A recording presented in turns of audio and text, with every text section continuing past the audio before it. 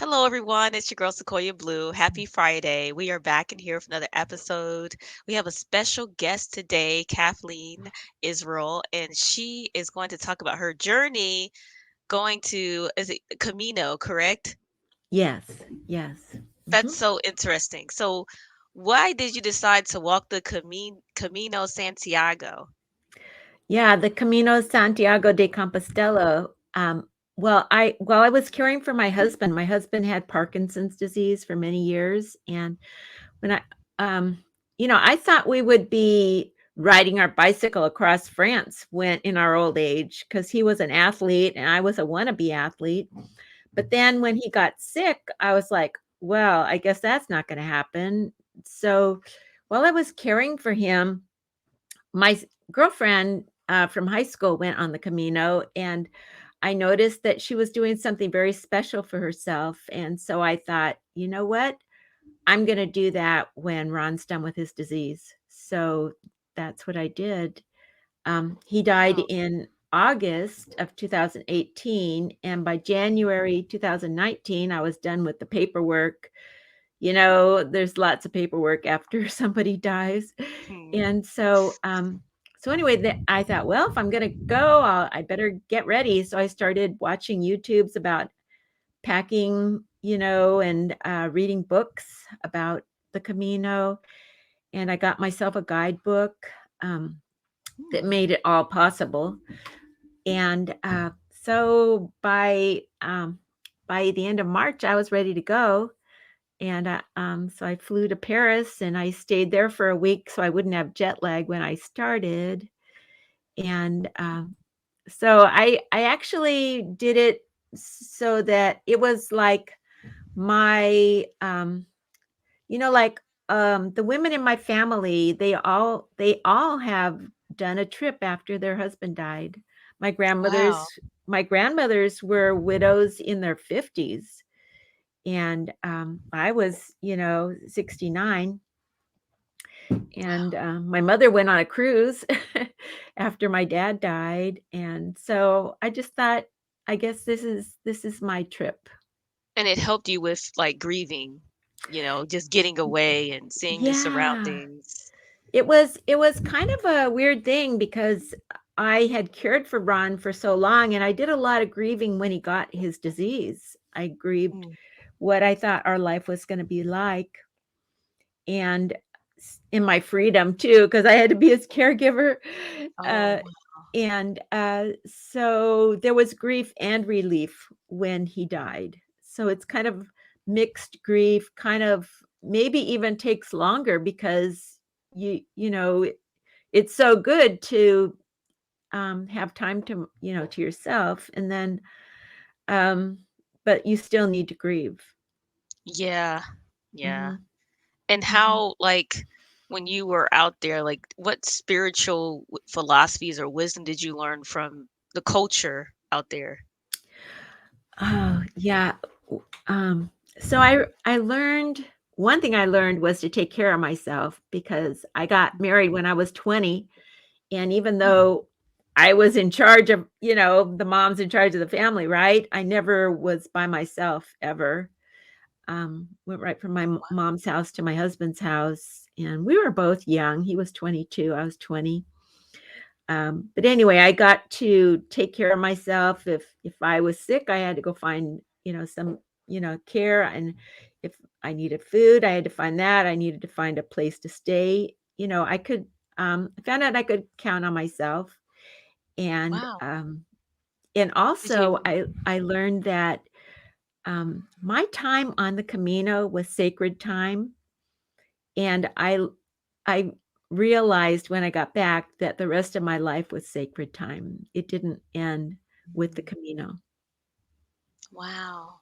I mean, that's Mhm. so interesting. That's just, I mean, because some people would be scared to go somewhere by themselves. And it's like I you were brave know. enough to say, okay, I'm gonna travel by myself. And sometimes it's okay to be alone when you're Mhm. grieving or when you're trying to find a new journey for yourself, especially after, losing your husband. Yeah, my sister-in-law, well, she was she took charge of my training. She said, "Kathleen, you're going to have to climb mountains." So she went and found all the mountains in San Diego, and we climbed up them. Wow. And but anyway, when I got back, she said, "The reason I didn't go with you is because I wanted you to have that time for yourself. If we had gone together, we would be chatting the whole way. Mhm. But since I was by myself, I had a lot of time to meditate. When you're walking, you're breathing. You have to breathe because you're Mhm. using energy. And so it was a walking meditation, walking the Camino. Wow, and I can imagine the food was amazing there. Yeah, but oh my gosh, I I have so many food allergies, and I got even Oh. more when I was caring for Ron because my health went way down while I was caring for him. Mm. So, yeah, I had to watch out what I ate. I did cook a lot of times for myself. The foods that, there would be little stores, and I would buy a zucchini, a giant red bell pepper, an onion, and, eggs Mm. or some chicken or something. And I would cook for myself in the evening if there was a kitchen where I was. Oh, wow. And so, yeah, I did a lot of cooking for myself, and somebody told me that tapas were so great that I should go get tapas. And so Mm. when I was in Pomferrada, they have a castle there, and across the street there was a tapas bar. And I went in there one evening, and ordering all those tapas, I ended up with 50 euros worth of food. Oh so my so goodness. I didn't do that very often. Oh my god, is that like a taco or something? Like a tapa with Oh my gosh, you should have seen how creative it was. It was this guy, he was a chef, and I went in there, I was the only one in there, and, I ordered 4 tapas, and, each tapa had, um, some kind of protein with it. So I ordered, pig cheeks, Oh and my goodness. I know. And it was, these little round things, and, it had it had, those red peppers, that I used to cook for myself. And I don't know, I don't remember. One of them had Mm. strawberries and some kind of, cheese or something. But, anyway, they were very interesting, very delicious, and it was a wonderful experience. But I didn't do Oh, that very man. much because on the Camino, everything is really inexpensive. Oh, And okay. Well, that's good. I know because you're there so long. When you're walking, you find an albergue. You can make a reservation ahead of time, or some of them don't take reservations. You just go there and hope that there's a bed left for you when you get there. Um, but they're like 5 to 12 euros a night for these albergues. And then Mm. sometimes if the town has a grocery store, then they have a kitchen and you can cook your food. They have all the pots and pans and everything, Oh. dishes. And then if they have a restaurant, a lot of times they'll say, okay, well, you can go here for a pilgrim meal, and maybe it'll be 11 to 12 euros for a meal, with wine. And Mm. then if they don't have a grocery store or a restaurant, then they'll provide the food for you, and you just give them like 12 euros extra, and you get dinner and breakfast in the That's morning. amazing. So you stayed at Airbnbs or cottages?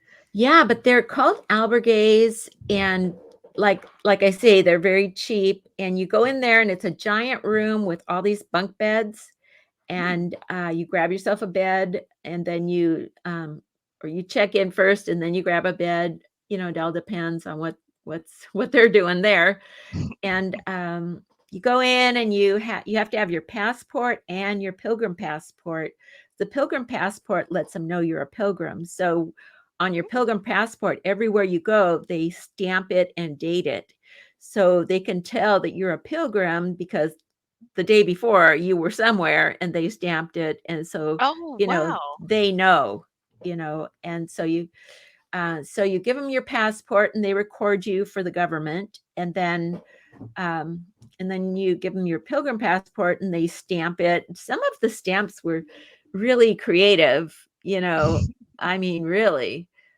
This one guy, he took um, ribbon, these little pieces of ribbon, and then he took a candle and made a big pile of wax on the ribbons, and then he had a stamp and he stamped that.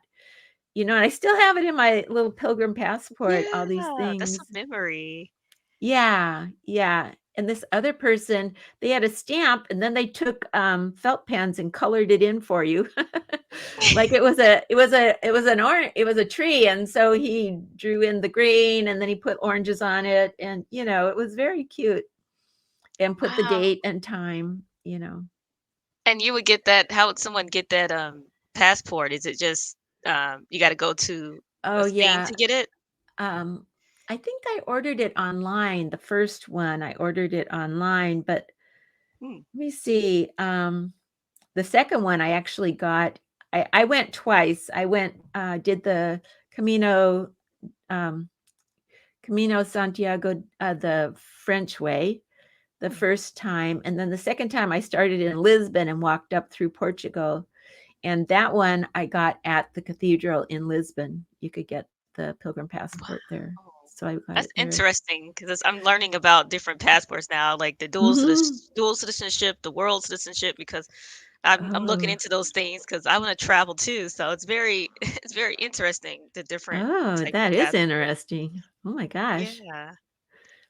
Hmm. Yeah, so, I see you have a book out about your journey. Can you tell us about your book that you, released, and what's your favorite Yeah. chapter? Oh, it's Wisdom on the Camino, a spiritual journey sharing forgiveness and possibilities to inspire the rest of your life. While I was caring for Ron, I did a lot of personal healing online Mm. with a bunch of enlightened thought leaders, and Ron was sick so long, and I studied so long that at the end, I felt like I had some things to teach. I wanted to share with people what worked for me for my healing. Mm. And so I wanted to write a book about that. And then when I got home from the Camino, I was like, oh, it's time to write my book. And so I sat down to write it, but I was reluctant to be teachy. So I wrote my book about, I remembered I told people all those things on the Camino. So I wrote my book about walking the Camino and telling people those things. So that's what it is. I mean, it's kind of like a self-help book, but my editor told me it was um, a travel memoir. That's what he called it. Ooh, that's a good one, travel memoir, I like that. Actually, it tells the story of my journey, but also it tells about the healing things that I shared with people who needed, healing. Yeah, and what advice would you give to someone that's dealing with what you dealt with your ex-husband? Like, someone that's going through trying to take care of their husband or wife, and they're just mentally breaking out here. I know it's so hard. It really is hard. Yeah. Number one, to watch them decline. Number two, to just not have time to leave the house. Mhm. Um, our doctor said if he can't walk, you can't leave him at all. And Oh, man. so what I did was because he had to be able to get out of the house if there was a fire, you know. Yeah. And so I had a deck built right outside. He had his chair right by the side of our bedroom, in our bedroom. And so had a door built and a deck out. And I just figured, well, if the door is there, he could open the door and he could drag himself out. So that way I could go to the grocery store. And I did some volunteer things too that just took me away for like 2 hours or something. He wasn't mentally he didn't have mental problems. He actually was smarter than me through the whole thing. He used to remind me of things, even though he couldn't talk. He would write them on my hand. He'd like grab my hand and he'd start writing something on there. And I'd be like, oh yeah, I'm supposed to do that. And so Wow. he wasn't a danger to himself. It's just that he couldn't walk and he couldn't talk. Yeah. But he could use his hands. He he used to send me texts. When he got sick, it was a time when people didn't really have phones that much, and Oh, he wanted me to get a phone, and I was a cell phone, and I was like, I don't need a cell phone, and he wanted to be able to get a hold of me, so I had to get a oh. cell phone. But Man, I mean, I just admire your strength to, the you one know. thing that I wanted to say about being a caregiver, we when we got married, I was 20, but I Mm, remember the night before we got married, I remember thinking to myself, my life is not going to be my life anymore. It's going to be our life, my life with Ron. And so if you're going to do till death do us part, somebody is going to be taking care of somebody at some time. mhm. And I would prefer to be the well one. I would not, you know, I mean, Yeah. I prefer not to be the sick one. And so it was a gift to me that I got to be the caregiver, not the caree, the Yeah. person that got cared for. So that was one thing. The other thing is uh, you just um, you just can't tell what's going to happen. And like I was really angry at Ron when he first got sick because I wanted to find a cure for him and he didn't Mm, want to do anything I wanted him to do. He didn't want there was some guy in Australia and he said, "Oh, here's the cure." I sent him $50. He sent me the cure, and Ron wouldn't have it. He didn't want to have anything to do with it. I mm. bought negative ion clothes. They said they would help him. He didn't want to wear them, and so I was a bit angry because knowing that he was sick, but he was dragging me into it, you know. Mm. So Yeah. during when he was sick, I I found a we're Catholic, so I was at this bookstore, the Catholic bookstore, and I found this card, and there was this guy, Solanus Casey, and whoever liked Solanus Casey was trying to get the church to recognize him as a saint. And in order to do that, he had to have some miracles. And I thought, oh, that sounds great. We'll just give you a miracle, Solanus Casey. So you just cure Ron and you get a miracle. And it was a novena, and we said the novena every day. And then we kept going after the 9 days. And what happened is I got the healing instead of Ron because I wasn't Oh. angry anymore. So Mm. that was the healing. So I mean, you just can't choose what's going to happen, but good things are going to happen. Yeah. We prayed a lot. He was my date. I could take him. I could dress him up in his suit, put him in his wheelchair, take him to the theater. The live theater in Oh, Balboa yeah. Park, and we would go to the theater. And we loved the theater, both of us. And so he was my date. And even though he couldn't really do anything like with his arms, I could just sit next to him on the couch and I'd take his arm and put it around me so I could Oh. feel his love, Yeah. and just, made it happen. Just made it happen. Wow. It's And amazing. Yeah, this is great advice to someone that's watching that's dealing with this because some people they stay angry. You actually had a time where you kind of just I had a healing. And yeah, so I think prayer is the name of the game there. yeah. Um, and even Possibly whatever you're therapy praying. Yeah, therapy. I was in for some. therapy too. I was in a senior support group. That was one of the things actually, there's in San Diego, they have the Southern Caregivers, Mm. and they actually gave us a person to stay with Ron while I went to the senior support group. So that was Oh, real, and it didn't cost me anything. I just signed up for it, and actually they had therapy for me too. Although our health insurance gave me therapy too, so it was good in that way. And yeah. I felt weird being in like a Parkinson's group. We were in a Parkinson's group, and I just in the beginning, I didn't want to do that because I didn't want to see what it looked like, the end stages of Parkinson's disease. I Yeah. didn't want I didn't want to see that. And he was okay for about 9 years into his disease. Hmm.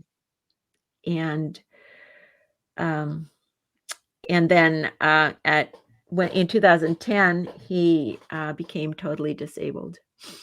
Like couldn't Oh, walk, couldn't talk, and so that till 2018. I mean, yeah, 2018 when he died. That's how long I was his total caregiver. wow. Wow. Mhm. Man, that's strength. And what's Mhm. what's next for you? Are you going back on a journey or I'm gonna go to the Camino del Norte next April. I think I'll go because I had my like I start in 2019. I was 69 when I started the Camino, and I had my birthday on the Camino, my 70th birthday. And Hmm. so I'll be 74 this year. So next year I'm going to have my 75th birthday on the Camino. The Camino del Norte is a walk along the northern coast of Spain. So Oh, I know it's okay. going to be windy. It's probably more mountainous. Um, but anyway, Hmm. I'm gonna do that. Wow, I hope I have like strength like you when I'm your age, like being able to do stuff, because you see a lot of people that don't travel or they're a little bit nervous as they get older. And it's like, I hope I have that type of strength like you and able to walk and do what I have to you do know, because you that's know that lady crazy. that I was walking with for all those years. I walked with her uh, on the bay in San Diego, and she was much older than me. She was like 78 when I was 68, type of thing, and we were walking. Wow. And so, yeah, I met her in I met her in jury duty, and she was talking about walking at the bay, and I'm like, I want to walk at the bay. Can I walk with you? And so we Oh, walked together at the that's bay. amazing. That's Hmm. inspiring too. And So what she's would she's you still kicking. She oh wow. contacted. She texted me last week and said, "Hey, if you got 5 minutes, give me a call." So, Wow. See, that's hmm amazing because you can hang out with people that want to be active and stuff. And that's important hmm too for younger people because I know sometimes for me, I'm like kind of lazy at times. I'm like, I need to go for a walk. I need to walk my dogs and keep my bones going because with COVID, how COVID came about, and I felt like it right. caused some long-term issues for other doctors, believe it or not. But it's caused some issues with people. So it's like you got to kind of fight what you caught. Yeah, when I got home from the Camino this time, I thought, "Oh my gosh, I don't want to turn into a couch potato." So in the morning, I walk to church every morning, and Mm. so I mean 5 days a week, and so I walk up a really steep hill so that I can keep my stamina up. Oh, So that is so good. it's just a mile and a mile back, so it's just 2 miles, but it seems longer because of that long Yeah. hill. Yeah, it's steep hill, it's like, oh man, because I lived in LA and there was some parts where it was pretty hilly. I'm like, "Oh my god." But it was Mhm. worth it. So, Right. what would you say to your 21-year-old self? Oh, yeah, don't take don't take advice. That's what I would tell my 20-year-old self. I wanted to be a fashion designer when I was a Mhm. young person, and my mother said, "Well, gee, not many people get to do that. Maybe you better think of something else." And so I became a graphic designer, which wasn't good for me at all because I do not have a type A personality, and if it's not perfect, you better not print it, right? Mhm. So I it was really bad for me. I had to stop doing that, but I did that for like 10 years after I graduated from college with a degree in graphic design. But Yeah, Mm. I should have been a fashion designer, definitely. Yeah, definitely. Yeah, and I'm happy you said that because sometimes, I went through that too, where, you sit here and you listen to somebody and it gets in your psyche. So, yeah, it is important. People just don't listen to nobody. Just go after your dreams because people only know what they know. Your parents mean well, but they only know what they know. So, it's Right, definitely, and really, you know what? The fashion industry is the number 2 industry in California. I mean, I would have gotten a job, and yeah, you would have. I sit there and I look like if I watch a movie, I always look afterwards and see who was the, costume designer, and every time it's somebody different. I mean, Edith Head had it all going for her back back in the day, but nowadays I mean, people get to do that. Yeah, and it's easier now because of social media. Everybody's like posting their designs on YouTube and stuff. So now it's like it's different, but you can still start at Mhm. any age, I say, Mhm. so before we go out, I just want to know what's a saying or quote that you go by. Okay, well, I have a prayer that I say, and Oh, I that's need to good. tell you about my gift with purchase too on my book. But anyway, Oh, a definitely. saying that I have, it's a prayer that I always say when I don't know what to do, like I can't fix this or whatever. I can't do it. And the prayer is, "Dear God, please make everything turn out okay." And then I wait for God to make everything turn out okay. And the other part of it is, "Thank you, God, for making everything turn out okay." And you can say that Mm, before it turns out okay, just to like prime the pump there. Um, yeah. and miracles happen when I say that. Yeah, It's it's like a form amazing. of manifestation, it feels. So God, I God like is that good prayer. every God is day. good. Amen. Great. I'm grateful. Yeah. So where can people purchase your book and follow you and support your journey? And I'm definitely going to be following and supporting. Oh, thank you. Yeah, my website is wisdomonthecamino.com, and the book, Wisdom on the Camino, a spiritual journey, sharing forgiveness and possibilities to inspire the rest of your life. And in the book, across from the table of contents, there's a page and it says, "Read this first." And you go in there and you do what it says, and you can opt in to see my pictures, because Mm, people told me I should put my pictures in my book, and I would be like, yeah, and then it's going to cost $50. So I made a website with galleries and portfolios so that you just go in. I mean, you have to double opt in. I'm sorry about that, but mm, you go to chapter 1. You can see the pictures from chapter 1 while you oh. read chapter 1, and all the way through the book. Oh, So, that's interesting. That the book will stand out. People like pictures and stuff. mhm. I'm definitely and gonna. and I have a really great um, book cover designer. He did an excellent job. Mhm. So if you like know somebody that likes to walk, or maybe just would need to be on a journey, maybe they need to put their life together, you could just get the book and give it to them as a gift. Good idea. Yeah, especially because people are saying they're trying to travel now, especially after COVID. People are plotting and finding different ways. You get on social media, everybody's trying to find out where they're going to travel to, how they're going to get the money, what they're going to do, where they're going to stay. So that book will Mhm. inspire people to get going. So Yeah. that's amazing. And leave a review, because a written Yes. review, because that's a gift to me. Thank you. Yes, please leave a review and I'll get the book and leave a review. I'm so behind on books right now, but I'm trying to catch up. I I am working on catching up because I love stories, I love books and Yeah, so, but I just want I recommend a nice bubble bath and read and read the book. to ooh, good one. I like to read with tea or maybe sometimes Oh, some red yeah. wine, but Yeah, yeah, like it's just relaxing and it that's creates the one of story. my reviews says, "Pairs perfectly with a glass of wine." That's what she said on the Yes, because review. that's what I thought of. I was like, I could just look at the pictures, read it, and just imagine me walking Mhm. with you or just walking on that Yeah. journey. Mhm. But I just want to thank you for coming on here. I'm so grateful to hear your story, and Thank I'm sure the you. audience is gonna get a lot of out of this. Thank you, Sequoia. I really appreciate this.